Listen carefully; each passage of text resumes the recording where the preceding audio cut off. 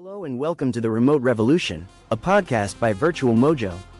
This is where we explore how modern businesses are transforming the way they work through remote teams, virtual support, and smarter operational strategies. In each episode, we bring you insights, conversations, and practical ideas to help entrepreneurs, leaders, and growing companies build efficient, scalable, and future-ready organizations. If you're looking to work smarter, scale faster, and unlock the power of remote talent, you're in the right place. Let's begin. Welcome to Season 1, Episode 21 of the Remote Revolution, with your host, Aneeq and Umaima, as our guest. Today, we're examining a real-world example of how a medical practice reduced its administrative workload by 60%. We'll break down the systems, workflows, and support structure that made it possible, along with the key lessons other healthcare organizations can apply to improve efficiency and reduce operational burden. Thanks for having me. I am really excited to get into this one because it is quite the case study. Yeah, it really is. I mean, imagine a business that increases its workload by a massive margin, right? They boost their revenue, but they don't hire a single new employee. Right. And somehow the employees actually end up happier. I mean, usually that kind of equation ends in just a spectacular burnout crater and like a bunch of angry Glassdoor reviews. Oh, absolutely. A complete staff mutiny. Exactly. But today, we're dissecting a case study of a specialty medical practice that somehow bypassed all the usual corporate missteps to achieve exactly that. We are talking about actionable things for you to try.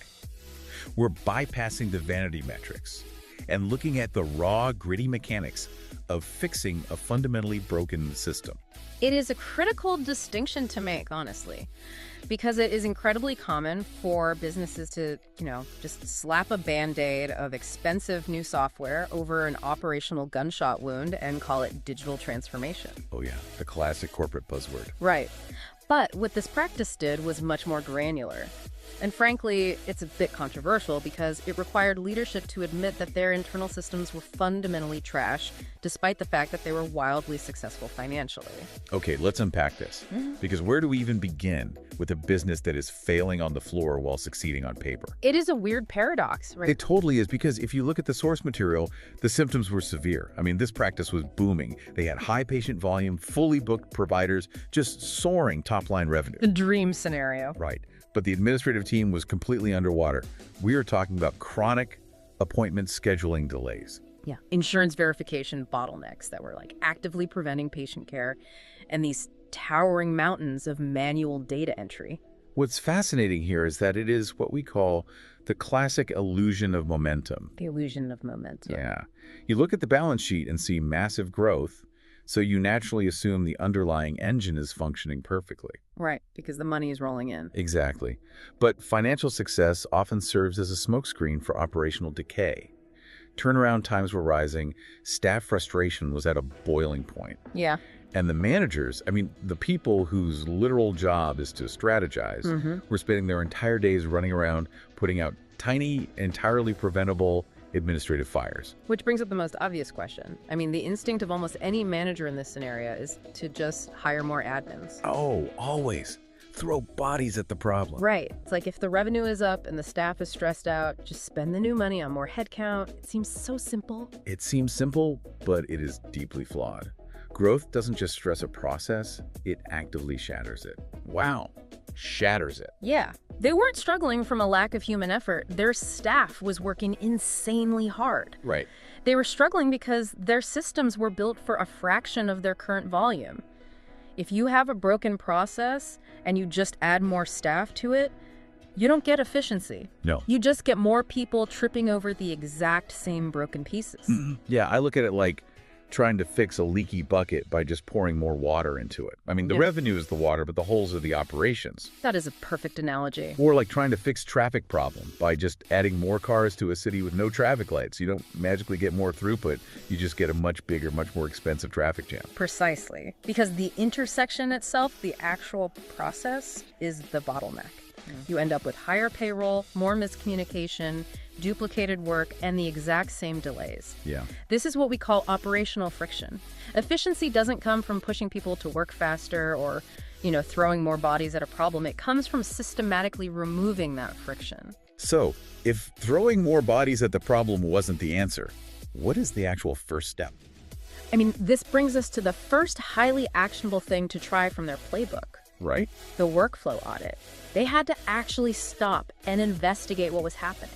And we really need to emphasize the level of organizational humility this requires. Oh, for sure. Leadership had to hit the pause button. They didn't just send out a useless company-wide survey asking, hey, how is everyone doing? Right, which never works anyway. Everyone just says fine so they can go back to work. Exactly. Instead, they conducted a surgical workflow audit. They tracked the physical and digital flow of data through their entire space. Okay, but I have to stop you there and push back on this a bit. Okay, go for it. Because standardizing and mapping workflows before doing anything else, I mean, that sounds like great, sterile textbook advice. Sure. But in reality, mapping out a workflow for dozens of employees takes weeks, if not months. Didn't they lose massive amounts of money and momentum just sitting around mapping things while the phones were ringing off the hook? I mean, it feels like a loss in the short term, absolutely. It seems like corporate suicide when you are already drowning. Well, but you have to look at the bleed rate. This raises an important question. How do you even know if the changes you implement are working if you have no idea what your baseline is? Oh, right. You need a baseline. They established baseline metrics first. They started tracking hard data, total administrative hours, average response times to patients, and the exact volume of their daily backlogs. They actually measured the chaos. Exactly. They realized the hitting cost of their daily chaos was far higher than the temporary cost of the pause. They needed to make decisions based on reality, not just whoever was complaining the loudest in the break room. Right, which is how most businesses operate, unfortunately. Yeah, whoever yells loudest gets the budget. Exactly. And what they found during this audit was frankly mind-boggling. They found staff entering the exact same patient data multiple times across completely isolated software systems. It is wild. The biggest bottleneck was patient intake. Yeah, think about the variance there. Just imagine this. A patient hands a paper form to a receptionist. Okay. The receptionist types part of it into an intake system. Then they hand the physical paper to a nurse. Oh, no.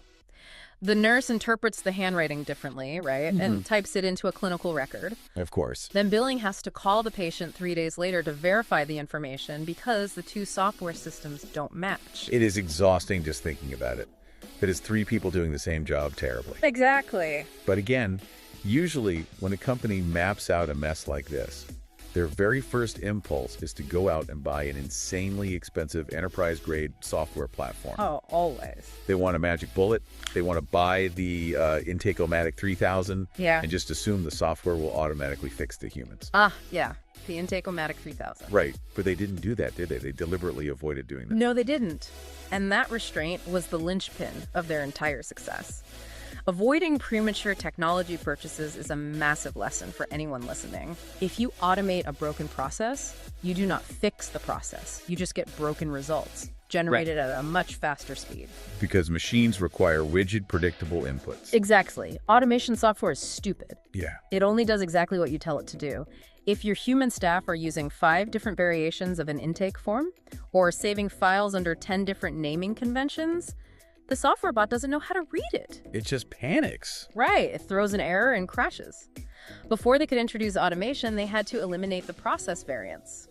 So they wrote the recipe first. Yes.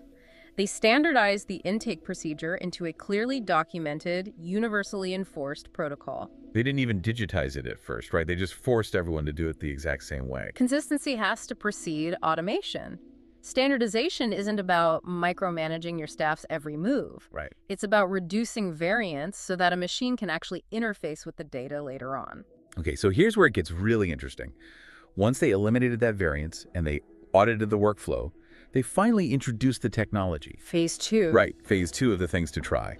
Targeted automation. Yeah. They automated appointment reminders, intake confirmations, internal document routing, and routine follow-ups. Basically anything that was highly repetitive and had 0 variance. Exactly. But, you would think that if management came in and took away the most tedious, mind-numbing parts of a person's job, the staff would throw a parade. Oh, you would totally think so, but that completely ignores the reality of human psychology and the modern workplace. Right. The introduction of this automation caused immediate, visceral staff resistance.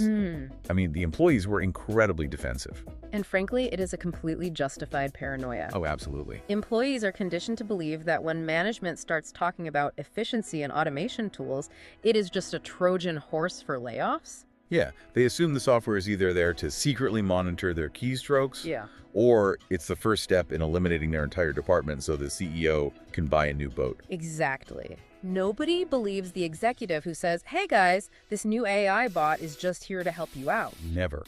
Because history tells us they're usually lying. Right. A shiny new software system cannot fix a culture of fear. And this is where leadership had to step up and actually lead. Which is rare.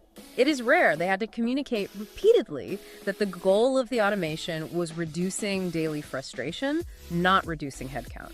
But how do you actually prove that to a skeptical team? I mean, words are cheap. Management lies all the time. You prove it by showing them exactly what you want them to do with all that newly freed up time. Okay. Automation should support human systems, not replace human beings. The brilliance of this practice's approach was deliberately shifting their staff away from low-value, repetitive data entry. Right. And aggressively reallocating their time to high-value work. So they took the hours saved from manually typing in insurance codes and redirected it toward what exactly? Patient support, complex problem solving, relationship management. The human stuff. Exactly. Handling the emotionally sensitive, highly nuanced situations that require actual human judgment and empathy. Yeah. They changed the KPIs, the key performance indicators. Instead of judging staff on the sheer volume of paperwork they processed, they empowered them to actually help the patients. So they made the staff harder to replace by elevating their roles. Yes. When the staff realized they weren't being made obsolete, but were actually becoming more essential to the patient experience, that resistance faded. Because nobody wants to be a meat-based calculator. A meat-based calculator. That is amazing. People want to do meaningful work. Okay, so the bots are now handling the repetitive data entry, but that introduces a totally new problem, which brings us to phase 3 of our things to try. Because the humans are now moving faster. They are seeing more patients, which means the volume of complex human-to-human communication just skyrocketed. Oh, absolutely. How did they prevent the staff from completely crossing wires at this new speed? They had to fundamentally change how they communicated. Previously, they relied heavily on synchronous, unstructured communication. Okay, let's define that because I know exactly what it looks like in reality. Go for it. It's the classic, hey, did you tell the doctor about the test results for the guy in room 3? Just yelled down a hallway? Yes, exactly. It's a high-stakes game of telephone. And that might be functional when you run a tiny clinic with 3 employees. But at scale, It's a disaster. that unstructured game of telephone is a massive liability. Important clinical updates were being lost, duplicated, or totally misinterpreted. Yeah, someone forgets a Post-it note and a patient doesn't get their medication. Exactly. So they had to shift to asynchronous documented protocols. Because you cannot run a growing multi-million-dollar medical practice on hallway whispers and sticky notes stuck to monitors. You absolutely cannot. So they standardized their escalation procedures, meaning if situation X happens, you notify person Y using method Z. Okay, so total clarity. Right. There was no more guessing. Yeah. They clearly defined decision ownership, so everyone knew exactly who had the final say on specific operational issues. No more bypassing the system because it's faster in the moment to just text the doctor. Exactly. And they applied that exact same rigor to their documentation. Oh, the centralizing part. Yes. Instead of having patient files scattered across physical folders, individual computer desktops, and 3 different software silos, everything went into a central, searchable system. A single source of truth. Yes. The hundreds of hours saved simply by not having to hunt for a patient's missing lab results had a massive compounding effect on their efficiency. It's like finding your keys every morning versus just having a hook by the door. Exactly. Okay, so let's recap the mechanics so far. They audited the workflow. They established their baseline metrics. They standardized the processes to eliminate variance. Yeah. They automated the robotic tasks. And they shifted to asynchronous communication to stop playing telephone. That's the playbook. But there is one more massive and slightly controversial piece to this puzzle. They brought in remote support. Yes. And we need to be very clear about how they did this because it was a highly strategic move, not just a cheap outsourcing play. Right, because usually when a company says we are leveraging remote support, it just means they are offshoring their problems to save a buck. Yeah, and the customer experience completely tanks. Exactly. You call in and talk to someone who has no idea what is going on. Right. But if we connect this to the bigger picture, The only reason the remote support worked here was because of everything they did in the prior steps. Because of the standardization. Exactly. They decoupled the task from the location. They realized that clinical patient care obviously has to happen in the physical office. Sure, you can't draw blood over Zoom. Right. But patient administration, that can happen entirely in the cloud. Because they had standardized their processes so perfectly, the geographic location of the worker became totally irrelevant. Exactly. Handing off a task to a remote worker wasn't a risk anymore. Wow. They assigned things like complex scheduling coordination, back-end data management, and specific patient communications to the remote support staff. All right. The remote team was following the exact same rigid, variance-free protocol as the in-house team. Which drastically reduced the pressure on the local staff. It fundamentally changed their environment. Yeah. The local in-office staff could focus entirely on the human beings physically standing in front of them in the waiting room. Because they were completely confident that the digital backend was being expertly handled. Exactly. So if we look at the results of all this, I mean, it is just staggering, a 60% reduction in repetitive administrative tasks. And again, to reiterate the core thesis of this deep dive, this did not mean they fired 60% of their staff. Right. It meant their capacity organically increased without any proportional staffing increases. Yeah. The exact same number of people could comfortably handle a significantly higher volume of patients with far less stress and vastly fewer errors. Because most organizations do not have an effort problem. No. Their employees are working incredibly hard. They have a friction problem. Yeah. Their internal processes are actively fighting their people. When you remove the friction, the capacity reveals itself. But what does this all mean for you listening? I mean, whether you run a medical facility, manage a remote agency, or are just trying to get your own daily workflow under control, we can distill this into a definitive, actionable playbook of things to try. Absolutely. First, reject the illusion of momentum. Don't just work harder, and don't just throw more payroll at a broken system. Stop, hit pause. Which is the hardest step. It really is. Second, audit your actual workflow.